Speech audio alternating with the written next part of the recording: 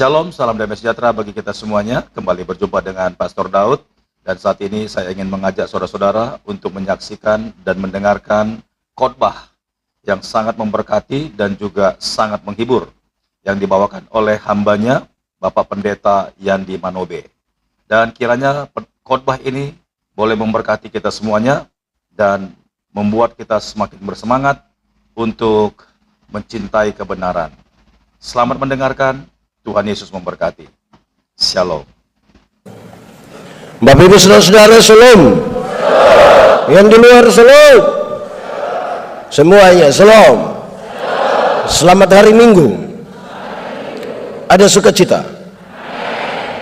Hari ini kita sekaligus merayakan persekutuan kaum Bapak. Kita tepuk tangan dulu, tidak apa-apa. Yang saya mau tanya adalah, ini perayaan kaum bapak atau kaum ibu? Kaum bapak atau kaum ibu? Lalu sepertinya mama-mama lebih banyak dari bapak-bapak. Apakah ini mama-mama janda? Nah, itu pertanyaan penting itu. Pertanyaan penting. Kan banyak yang tidak janda toh, tapi tidak sama-sama dengan suami datang ke sini. Ini bapak-bapak dorang ini waktu masih pacaran dulu rajin jemput pacar datang ke gereja. Betul? Setelah menikah ibu datang sendiri. Terus pendeta tanya, "Bapak, kenapa lepas ibu datang sendiri ke gereja?" Terus dia bilang begini, "Pak Pendeta, Ibu Pendeta, waktu Pak Pendeta, Ibu Pendeta kasih nikah saya dan ibu, kami dua telah menjadi satu." Jadi kalau ibu sudah ke gereja itu sama dengan bapak juga sudah. Di GPIB ada begitu juga. Siapa punya suami cocok, kita jujur saja itu. Tapi ibu-ibu juga satu ini, ibu-ibu ini. Siap cantik-cantik datang gereja tapi jalan sendiri. Terus pendeta tanya, "Ibu, suami?" Terus dia bilang, "Ih, tahu sendiri." Sudah tahu suami begini, kenapa ambil resiko? Bapak Ibu Saudara-saudara, jemaat. Bagus itu. Jemaat.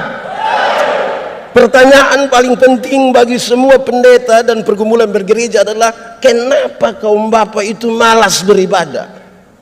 Tidak datang ikut ibadah. Kalau bilang ada kerja bakti, semangat mereka.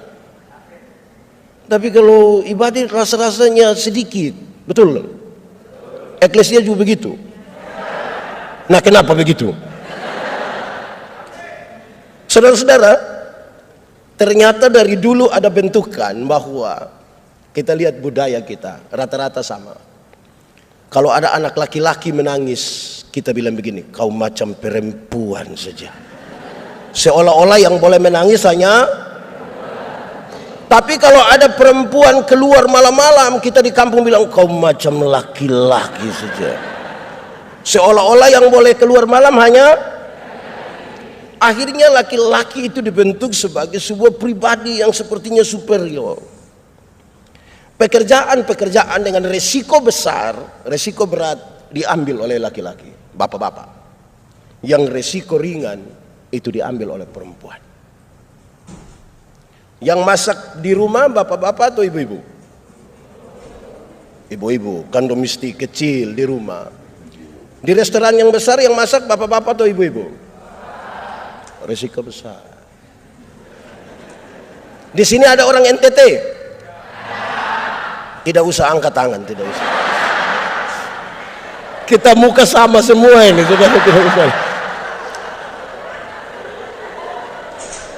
Di NTT kalau sadap enau iris tuak yang naik ke atas pohon itu laki-laki, resiko jatuh mati. Yang pikul perempuan, bawa dari ini pohon ke rumah masak perempuan. Sekali lagi resiko besar diambil oleh laki-laki, yang kecil diambil oleh perempuan. Itu terbawa terus. Sekarang pertanyaan penting untuk kita jawab. Menurut saudara, ibadah itu resiko besar atau resiko kecil? Mulai kacau ini kita. Ibadah itu termasuk resiko besar, pekerjaan resiko besar atau kecil? Banyak suami bilang kepada istrinya, hanya ibadah jadi mama pergi sudah. Tapi kalau dalam ibadah ada keputusan bersama.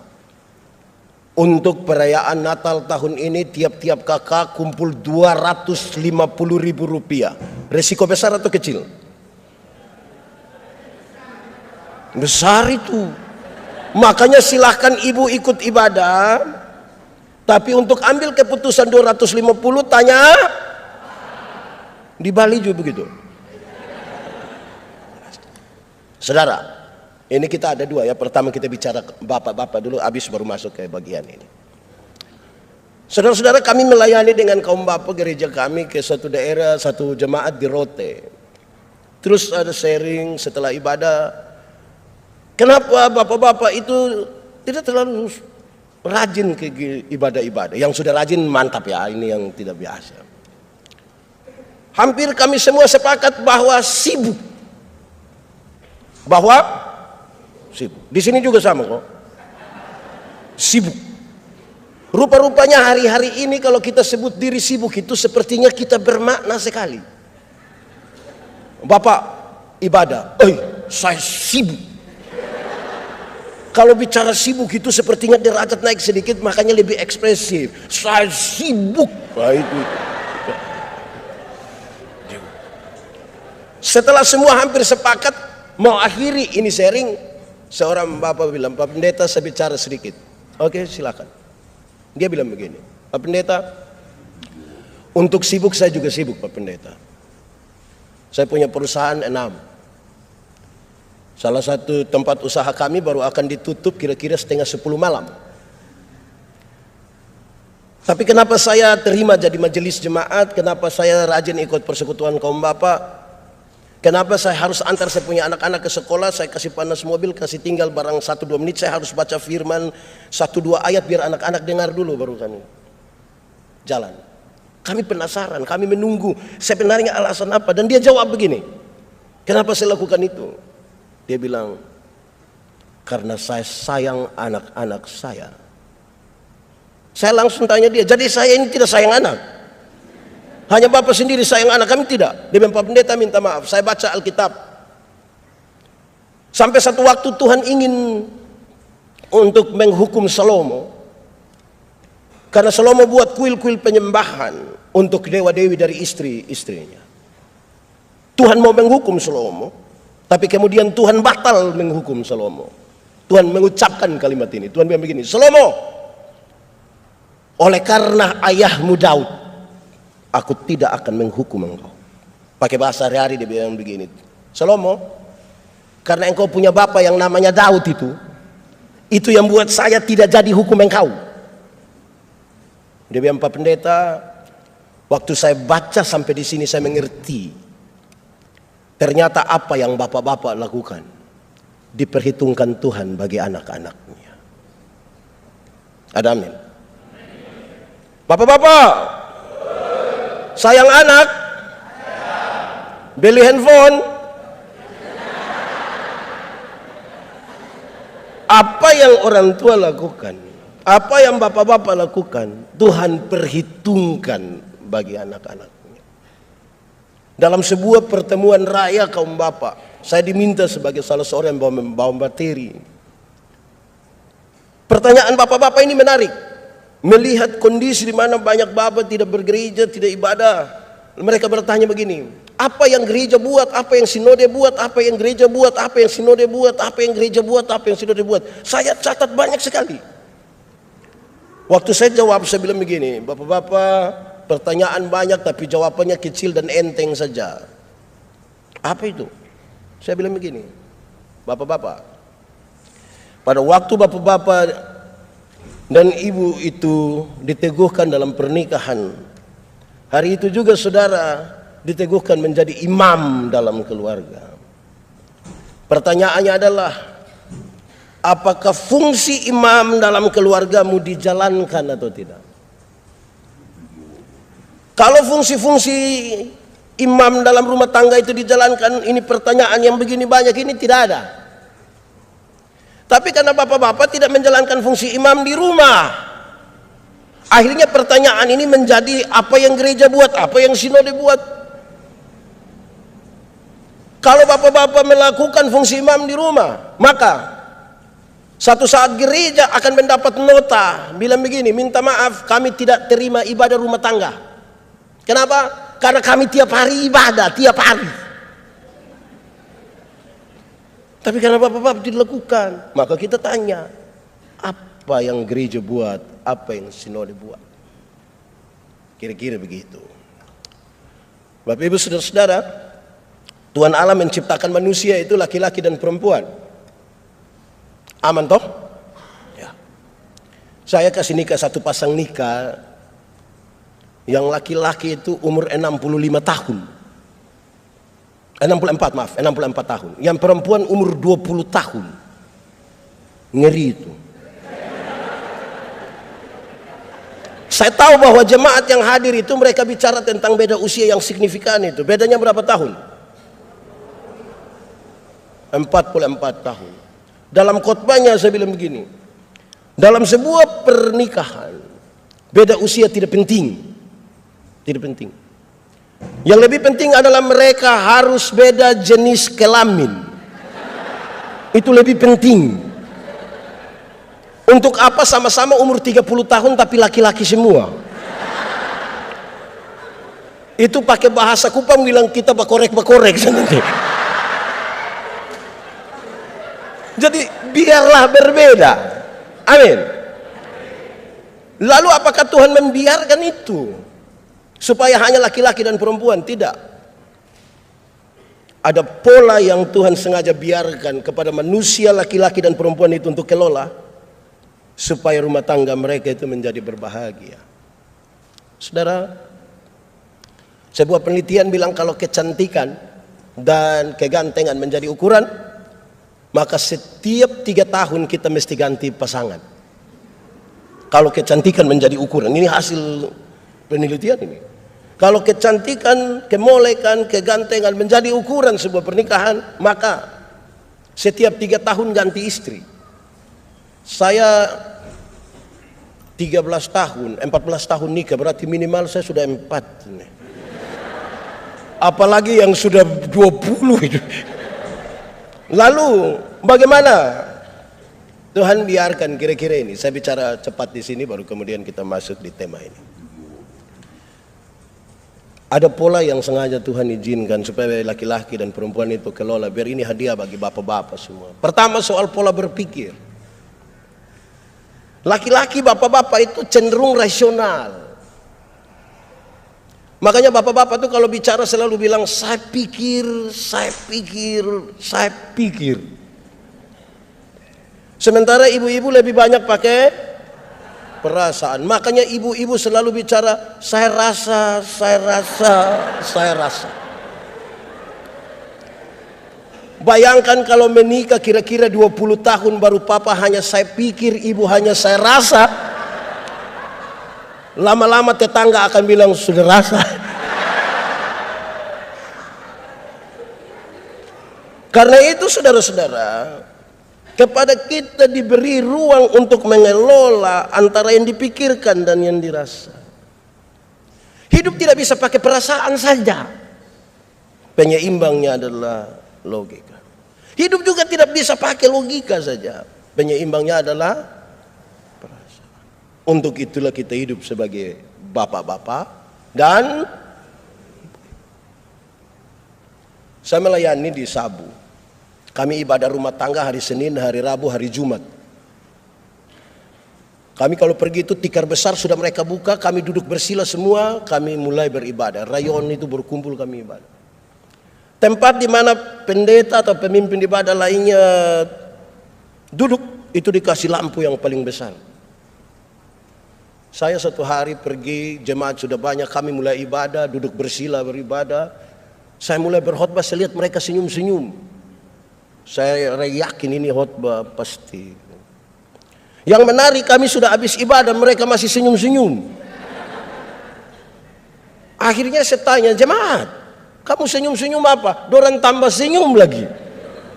Saya tanya seorang diaken, Welminceriu namanya. Saya panggil dia pakai dia punya panggilan kampung. Nadau, kamu senyum-senyum apa? Dia ambil cepat-cepat satu pena, tulis di kertas kecil, dia antar ke saya. Saya penasaran betul itu. Ternyata waktu saya buka dia tulis begini, maaf, Bapak punya resleting tidak tarik.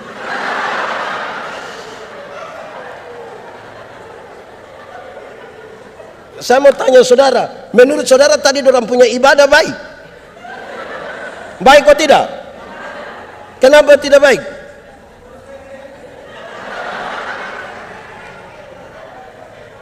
Saudara, persoalannya hanya soal pada perasaan. Kita gagal mengelola itu. Kita gagal mengelola banyak sekali hal dalam persekutuan. Kedua, soal pola bekerja. Laki-laki itu cenderung pekerja tunggal. Kita bapak-bapak ini hanya pergi ke kantor saja, tapi waktu kita pulang kita rasa kita sudah kerja seluruh dunia dan segala isinya.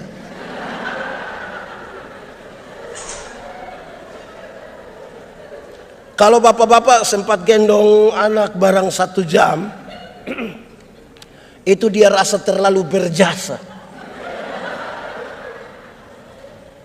Ibu pulang dia bilang, "Mah, tolong gendong adik dulu." Papa, saya mau ke teman-teman, kasih tinggal kami sendiri.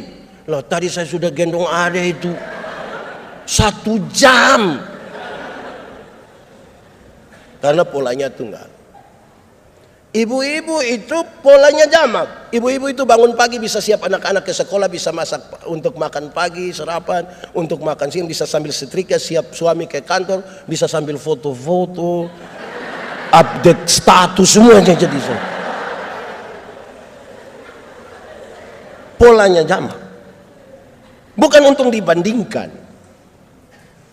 Saudara, kalau ada acara-acara macam kemarin, ada bapak-bapak yang jadi ketua, jangan coba-coba telepon waktu kita di jalan. Kita telepon, "Bapak, bagaimana?"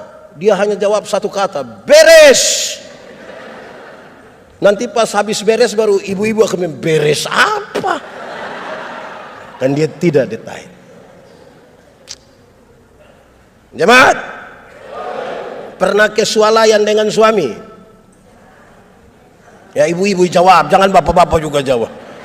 Pernah waktu mau bayar 53.500. Kalau ibu yang bayar, ibu akan bilang begini, berapa? 53.500. Dia buka dompet, ambil duluan 50. Berapa? 3.500. Dia cari lagi 3.000 lagi dia. Berapa lagi? Ah ya, betul. Kalau bapak-bapak yang bayar pakai 100. Soal pola. Bapak-bapak itu kalau tamu baru sampai tangga terakhir di emper, dengan yakin sekali bapak akan bilang, "Mama, kopi." Padahal kopi tidak ada. Terus habis ibu bilang begini, "Papa, lain kali itu coba tanya kita dulu." Dengan santai bapak akan bilang, "Kok saya sudah beli itu?" "Iya Pak, itu 6 bulan lalu." Bapak pikir beli 1 hari untuk seumur hidup kan? Bukan karena apa? Karena memang polanya tunggal. 3. Soal pola berbicara. Laki-laki cenderung pendiam. Secerewet-cerewetnya laki-laki dia masih disebut pendiam. Makanya kalau ada laki-laki terlalu cerewet di Kupang, orang bilang, "Kau punya mulut seperti perempuan saja." Sebuah penelitian mengatakan seorang laki-laki bicara 1 hari kira-kira 7.000 kata. Berapa ribu? Tapi seorang perempuan 1 hari kalau bicara minimal 1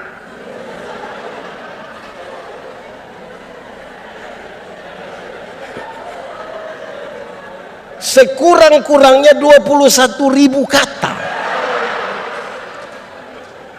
Bapak 7.000, mama. Bayangkan pagi-pagi papa sudah ke kantor, anak-anak ke sekolah, mama mau 21.000 dengan siapa? Rata-rata papa pulang kantor jam 5.6 ya. Ibu rencana mau kasih keluar duluan yang 3.000. Ibu sambut papa di pintu, pas buka ibu bilang, "Pak, di kantor tadi baik." Terus papa bilang, "Kau kepala kantor?" Kalau kita punya komunikasi macam begini, bahaya. Amin kok. Tempat berkomunikasi yang baik itu ada di meja makan. Bapak-bapak jangan terlalu sering lah makan di luar sampai lupa makan sama-sama dengan saya. Kita akan bicara tentang kemurahan hati, tapi kalau tidak di rumah tidak bisa.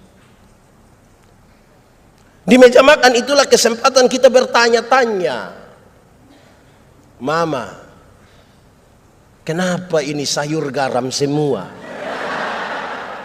Terus ibu jawab, "Sayang, papa minta maaf sayang. Tadi waktu mama tumis ini sayur, mama terlalu ingat papa." Jadi mama pikir papa garam, mama ambil terus. Tapi yang penting komunikasi.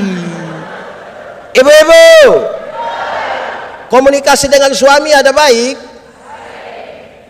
Hah?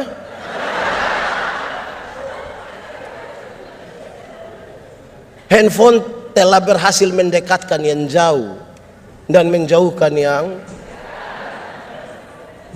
Tanya itu anak laki-laki, kau laki-laki di sekolah dapat berapa? Saya dapat 10 bapak. Engkau seperti engkau punya bapak. Engkau bapak sekali itu. Yang perempuan, kau di sekolah dapat berapa? Papa, tadi matematika susah papa, jadi kakak dapat 3. Aduh, kok macam ibu punya keluarga.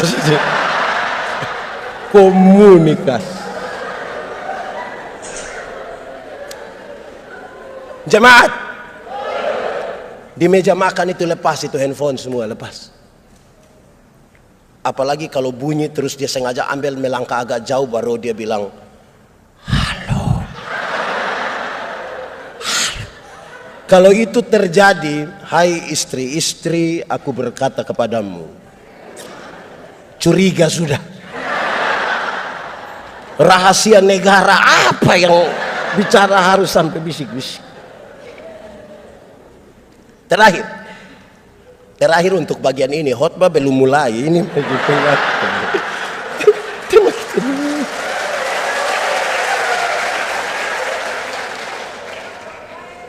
Soal pola mengingat. Laki-laki, bapak-bapak itu cenderung cepat lupa. Kami bapak-bapak ini berkunci mobil begini, tek. Dia jalan 30 langkah terus tidak tahu saya sudah kunci belum, dia balik betul. Kaum bapak itu rata-rata cenderung cepat lupa. Makanya ibu-ibu minta maaf. Kami bapak-bapak itu di luar rumah kami lupa kalau kami ada istri.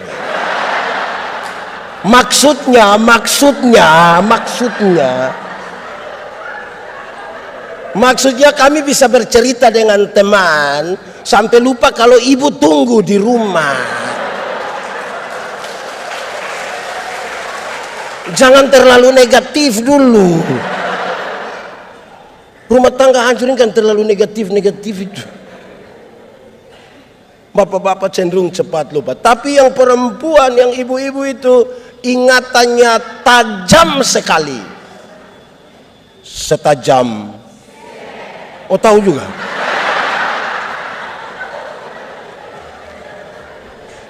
Kalau ada suami bilang begini, orang seperti saya tidak pernah marah, saya punya istri. Nanti yang protes istrinya, tidak pernah apa?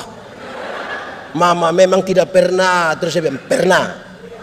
Yang mana? Yang tahun 1900 itu dia punya. Jangan coba-coba itu. Anak muda,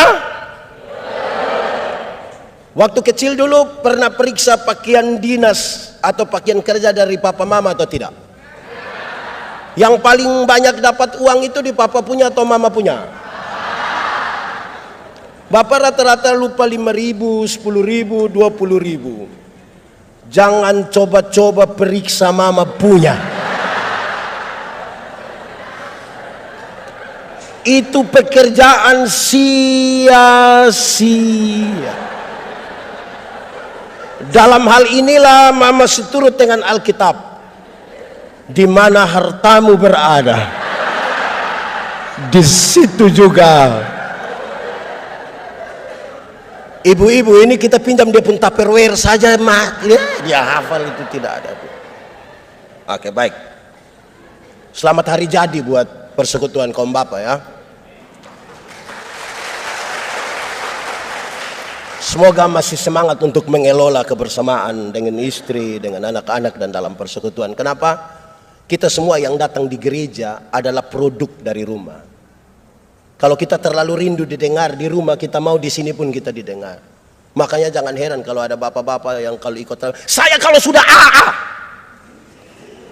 saya kalau BB, yang AB itu anak TK. Di sini ada TK.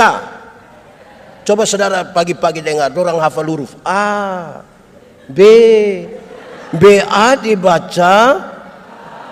Jadi sebentar pulang kalau papa bilang, saya kalau sudah AA, saya kalau sudah BB, tanya bapak, TK di, jangan. Itu tidak boleh, itu salah, itu tidak boleh, itu tidak boleh. Tidak boleh. Baik, jemaat. Kemurahan hati dan kebaikan menjadi nyata, itu tema kita. Tapi kita perlu memahami di awal saudara-saudara bahwa ada orang dalam konteks pembacaan itu yang mereka terima Yesus.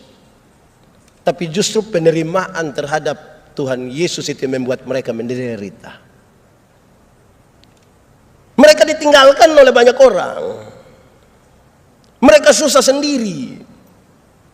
Orang-orang tidak mau ambil resiko dengan mereka. Bahkan pemerintah pun tidak ada di pihak mereka. Ini sebuah kenyataan yang sebenarnya pahit ketika orang ambil keputusan untuk serius beriman kepada Tuhan. Kalau kita belajar tentang Paulus, yang paling gampang diingatkan Paulus, dia dipenjara. Apakah karena dia melakukan sebuah tindakan yang merupakan kejahatan berat? Tidak. Lalu kenapa dia masuk penjara?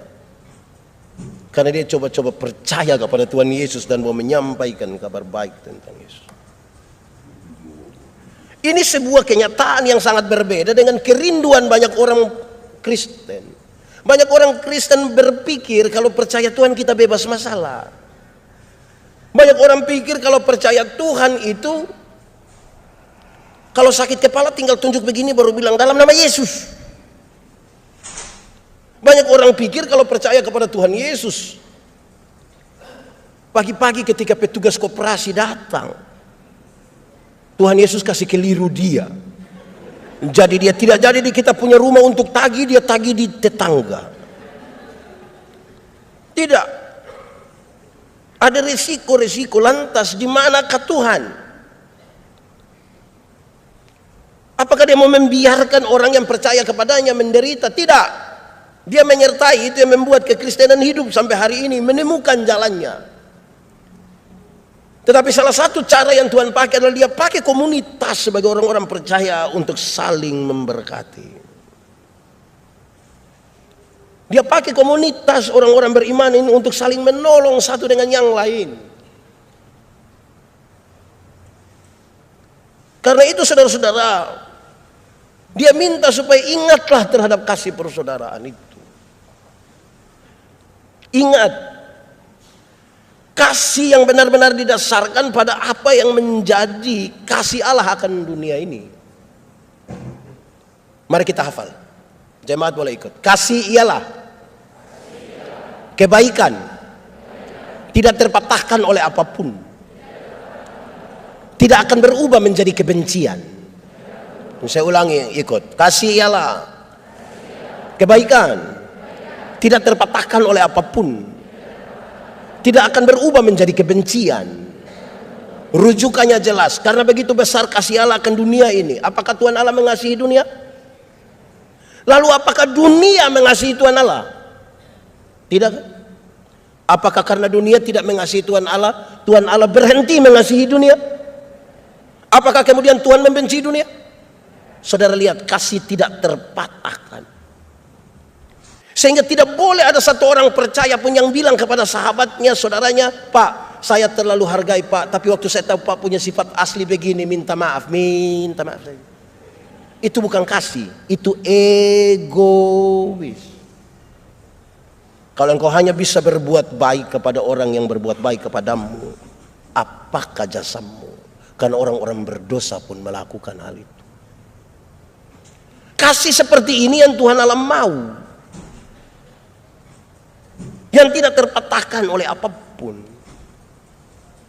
Yang paling gampang untuk kita memahami kasih ini, coba kita tanya ibu-ibu dulu. Ibu-ibu, di sini tidak ada ibu-ibu. Ini SMP semua. Ibu-ibu, melahirkan itu sakit ke tidak? Sakit. Mau melahirkan normal atau abnormal tetap sakit. Ya, sesar itu kan abnormal. Waktu ibu sakit melahirkan, kan kami suami hanya di luar baru bilang, Yesus. Sudah beginilah dia bayangkan, kira-kira ini anak muka seperti siapa ini. Anak-anak, waktu kamu baru lahir, kamu tidak tahu apa-apa, kamu hanya bisa menangis. Setiap kali kamu menangis, orang tua hanya pikir kalau bukan basah pasti lapar. Anak-anak punya jam tidur, orang tua punya jam bangun. Orang tua punya jam tidur, anak-anak punya jam bangun. Orang tua tidak tidur karena kamu.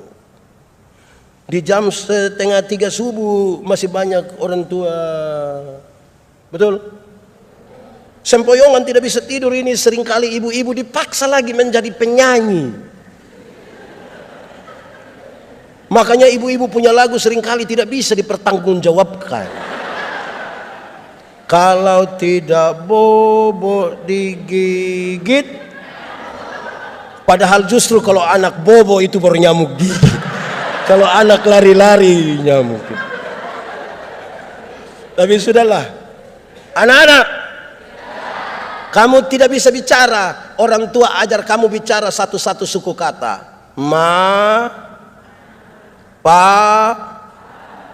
Waktu mereka mulai SMP, SMA, tolong jawab orang tua. Dorang ada suka bicara sama papa mama? Kenapa lihat saya? Jawab. Waktu dorang SMP SMA suka bicara sama papa mama? Lebih suka bicara dengan pertanyaannya kepada orang tua. Siapa suruh kasih makan dorang? Kenapa kasih makan dorang? Karena apa? Kasih tidak terpatahkan. Anak-anak, kamu tidak bisa jalan dulu. Orang tua pegang di tangan sambil latih berjalan.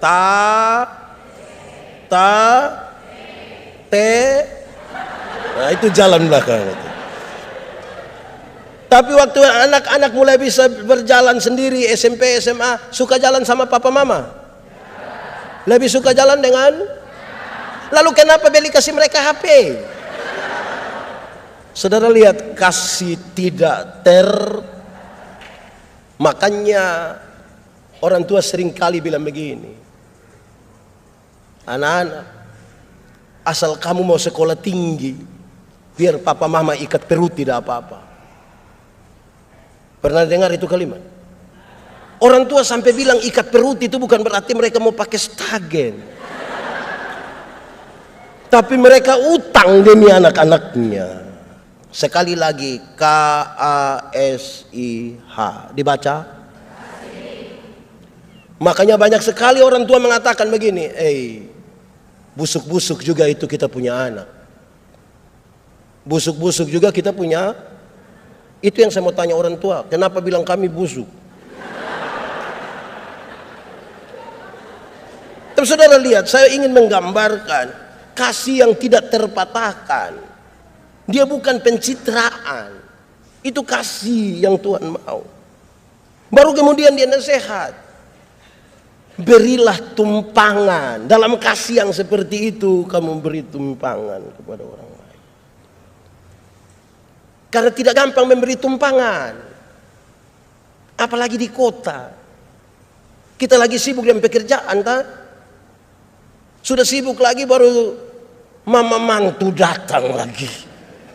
Ini belum orang lain ini. Mama mantu datang, kita langsung cepat-cepat tanya, ma berapa lama ma?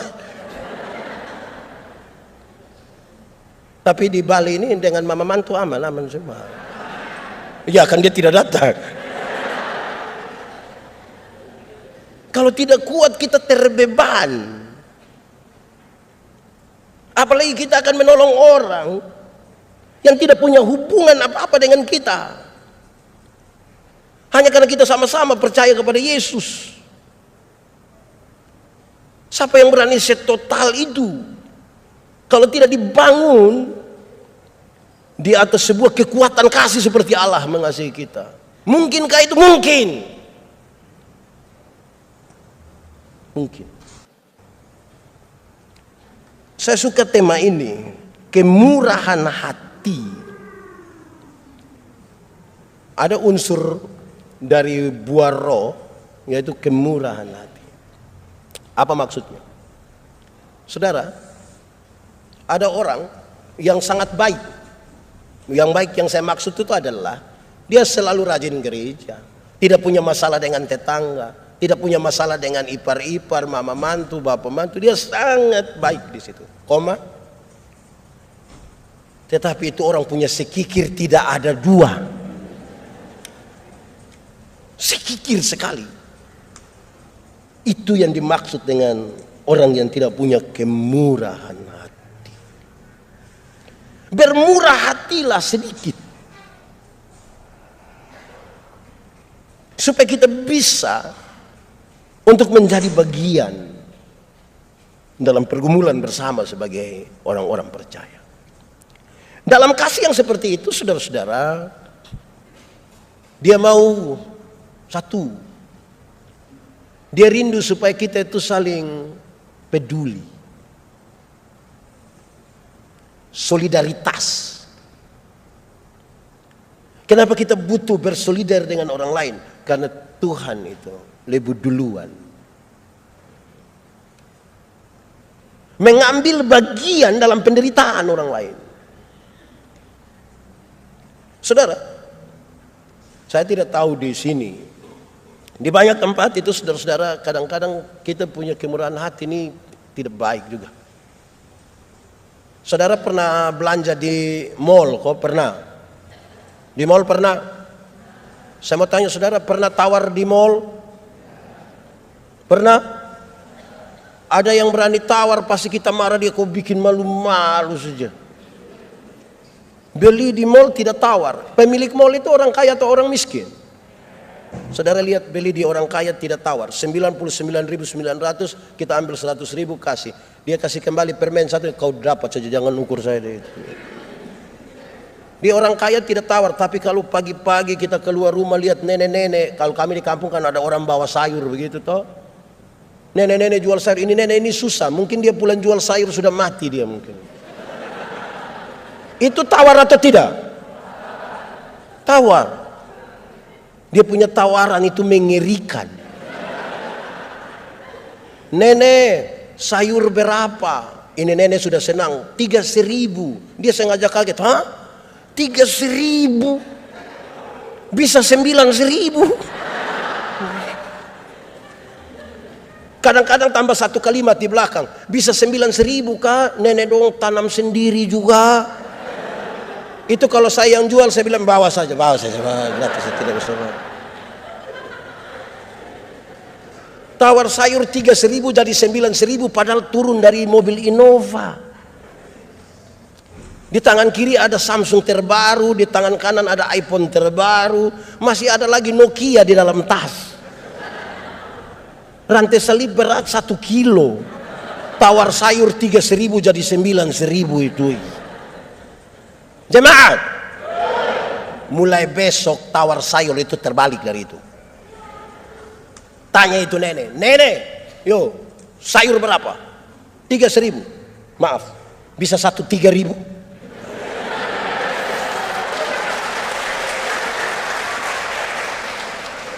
Berani bisa tawar sayur 3.000 jadi 3.000, hanya 3 kemungkinan.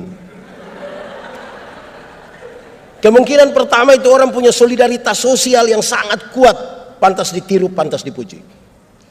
Tapi yang kedua mungkin makam puji. Atau mungkin yang ketiga gila mungkin. Jadi kita menentukan solidaritas. Pemuda? Pemuda. Ini pemuda, saya mengkritisi 1-2 pemuda, kelompok pemuda yang semangat melayani tinggi. Saya bilang orang, kamu sudah bagus. Waktu mau Paskah, waktu mau Natal, mereka pergi catat yang usia lanjut. Di sini apa namanya? Ya, yang susah sengsara itu mereka catat nama-nama mereka. Terus mau datang, nenek nanti ikut gereja ya. Pas warta pelayanan ada bilang begini, untuk para penerima diakonia supaya jangan pulang dulu. Setelah ibadah ini akan dilakukan pembagian. Yang sehat semua pulang, ini yang kita kasih tinggal nenek-nenek sakit semua nih. Mulai mereka panggil satu-satu, Nenek Manobe. Nenek jalan begini kan dia susah gitu. Terus kita ambil kantong plastik merah isi beras, isi gula, isi semua, kan nenek setengah mati gini. Terus nenek setengah mati, nenek kita foto dulu, kita pemuda.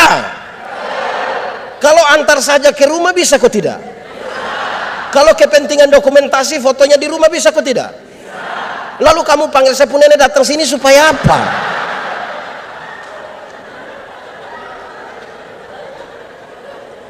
Saya pun nenek ada apa-apa kamu tanggung.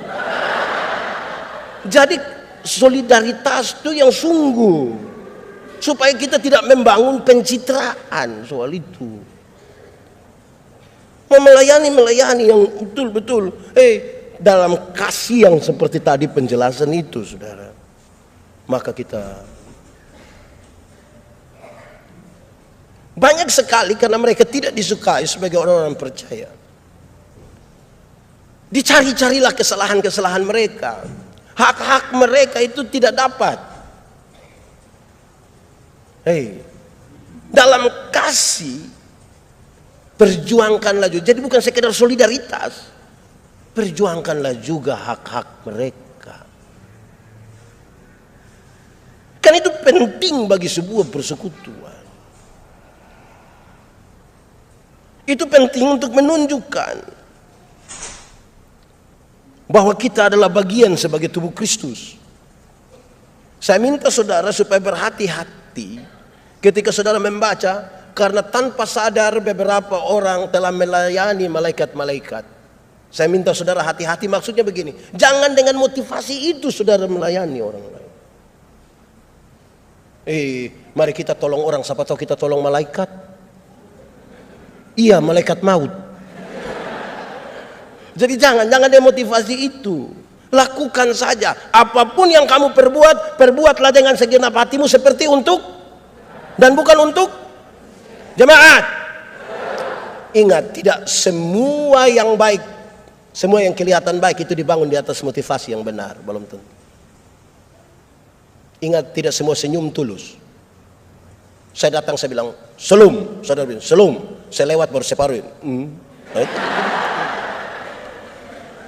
Jadi ini dia mau nasihat yang benar ini, supaya betul-betul kita pakai kemurahan hati dengan benar.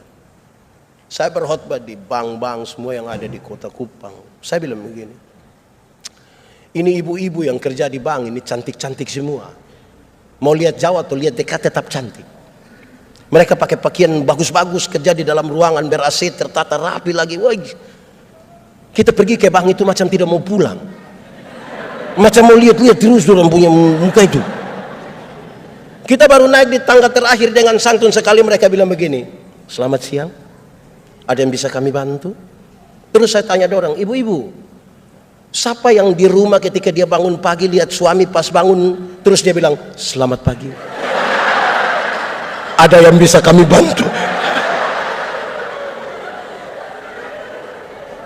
Lakukanlah sesuatu seperti untuk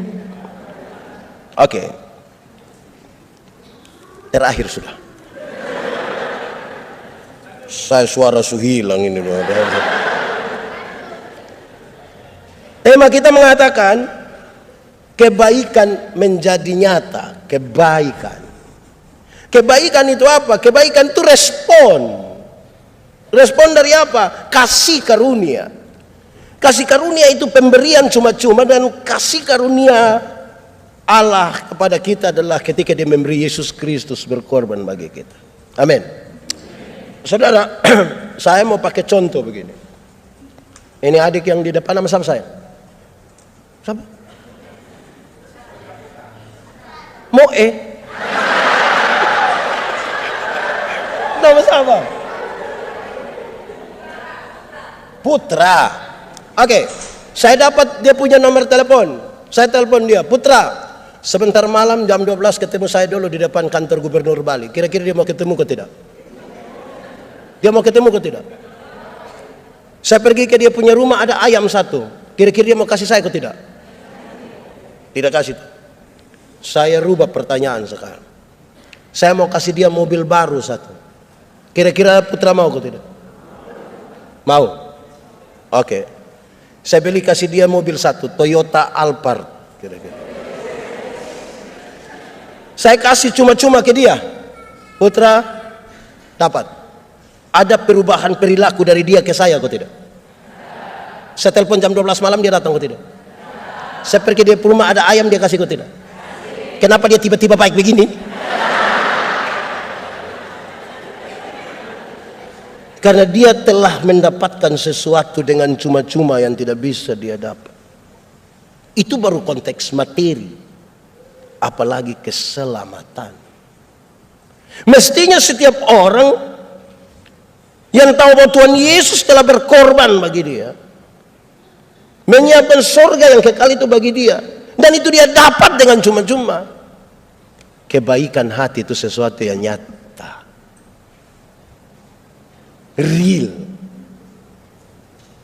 dan tidak ada hal-hal yang tadi pencitraan itu. Dan itulah kebaikan. Saudara bayangkan kalau kemurahan itu dan kebaikan hati itu kemudian menjadi nyata. Bukankah kita sementara membangun sebuah komunitas di mana tanda-tanda kerajaan sorga itu ada pada jemaat? Surga lebih baik atau dunia lebih baik? Surga atau dunia? Yakin surga lebih baik? Betul? Kalau begitu saya mau tanya, siapa mau pergi ke surga sekarang? Hah? Saudara tidak mau pergi? Pak Pendeta, belum waktu Tuhan. Oke. Walaupun saya belum pergi ke surga yang lebih baik dari dunia ini, karena belum waktu Tuhan, tapi tanda-tanda kerajaan surga itu sudah harus saya alami di tempat di mana saya ada. Kerajaan surga berkaitan dengan pemerintahan Allah. Pemerintahan Allah seperti apa? Yang penuh keberpihakan, penuh kasih, penuh keadilan, penuh solidaritas. Itu tanda-tanda kerajaan. Kita telah mendengarkan khotbah yang sangat memberkati ini, dan kiranya saudara-saudara semuanya dimanapun saudara berada terhibur dan juga termotivasi dengan gaya yang sangat lucu dan sangat memberkati tentunya. Dan kiranya saudara terus merindukan dan mencintai kebenaran lewat khotbah yang sangat memberkati kita. Sampai jumpa di khotbah berikutnya. Tuhan Yesus memberkati. Shalom.